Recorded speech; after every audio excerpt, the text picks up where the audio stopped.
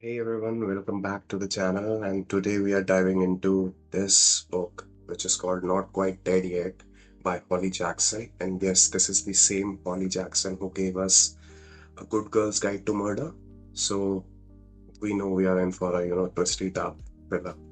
Okay, now before we start, don't worry, this is totally a spoiler-free review, and I'm just here to give you, the vibes, my honest thoughts, and hopefully help you decide if this is the kind of book you want to pick up.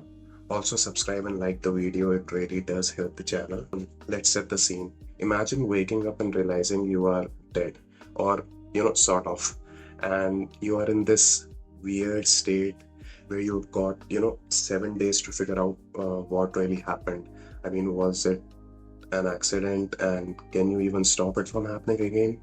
So that's the heart of the book, and it's sort of a mix of murder mystery and a ticking time bomb thriller. Okay, right away the book has this fast-paced energy. There is no slow build-up, no dragging chapters at the beginning. uh, it throws you, straight into the action, and I really like that because you immediately feel the urgency. Uh, Sort of feels like that the clock is ticking, and it kind of makes you want to read just one more chapter, and then another, and then suddenly it's like 2 a.m., right? So it's one of those books. And what really is fun about Holly Jackson writing is her sharp, it's witty, and has this dark humor that balances out the the more intense parts of the books. So yeah, even though the book deals with death and danger, sort of, it never feels overly heavy on those subjects, right? So it's suspenseful, but it still has those moments that make you laugh, right? So it's also a little bit you know lightweight here and there.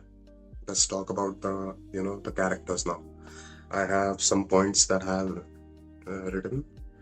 Okay, so the main character, I mean, no spoiler on her journey, but she is sort of snarky, determined personality, and she's not perfect, right? She makes mistakes, she panics, she's messy in a human way, right? So, which I really appreciate. And while the plot is definitely high stakes, there are still those quieter emotional beats that remind you of what exactly is at risk here. It's just not The book is not just like solving mysteries. It also has the relationships, the people she cares about, the life she might lose, and also her this special character, her whole childhood mate. He was such a good character, you will love him. Okay, so another thing that I loved, it's the pacing. It's so bingeable. The chapters are short. It's punchy. There's this, constant sense of what is going to happen. I would compare it to that feeling you get watching a really good, mystery TV show. Each chapters end in a way that makes you want to immediately, keep going, right? So it's one of those chapters that hooks you in for another chapter and another chapter, right? Those are the things that I liked about this book. But is it perfect? I mean, not exact. Nothing is perfect in my opinion. I mean, if you have read a lot of, thrillers, some twists might feel like a little familiar to you, you will be able to figure it out. It's not quite as shocking as compared to, A Good Girl's Guide to Murder, but it's not trying to be. Like, this one feels a bit more like a fun, high concept mystery with, slightly supernatural edge. I mean, think of it as a, popcorn thriller. It will make you emotional, don't get me wrong, but it also has those, binge-worthy plots. What also makes it interesting is that if you are expecting it, a super dark, heavy murder mystery, this isn't that.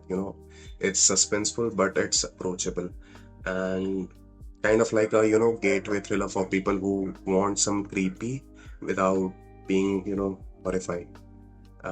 So if you're someone who gets scared easily, don't worry. I mean, you will still be able to sleep at night. I think that's the magic of, Holly Jackson writing, right? She writes thriller that, feels smart, but also, accessible, not quite heavy on the dark stuff. her writing is, approachable. You don't feel it's quite heavy, and you don't need a detective degree to, follow along, but you will still feel, clever about it when you are about to, start piecing the story together. Okay, so who do I recommend this book to? So if you are a Holly Jackson fan, if you loved her, A Good Girl's Guide to Murder, and and you want something in the same, vein, but a little bit different, I would say. So this is definitely for you. Okay, so another thing, if you are into, quick binge-worthy story with little bit of emotions, characters that you will relate to. So this one is for you. And if you are in a bit of a reading slump, then yeah, you should read this because this is, fast paced, and this will, hook you. Okay, so overall, Not Quite Dead Yet is, fast, fun thriller. Doesn't take itself, too seriously. It is kind of a book you can, do this in a weekend and completely, you lose yourself in. So I have given it, personally, I have given it a 3 star, around 3 or 3.5 stars. It's not, amazing, and it's not trying to be a, quite, into mystery or something like that. But, it's an enjoyable book with, good characters. Some of them you will love them, and some of them you will absolutely hate it. So yeah, that's my spoiler-free take. And yeah, if you have read it, let me know what you thought in the comments. And but remember, just don't spoil anything. And if you're planning to pick it up, tell me what kind of mysteries you usually like. Do you prefer straight up mysteries, or do you like a little bit of supernatural flair to them? Alright, that's it for today's review. If you enjoyed this, don't forget to hit that like button and subscribe for more bookish content in future. And I will see you next time.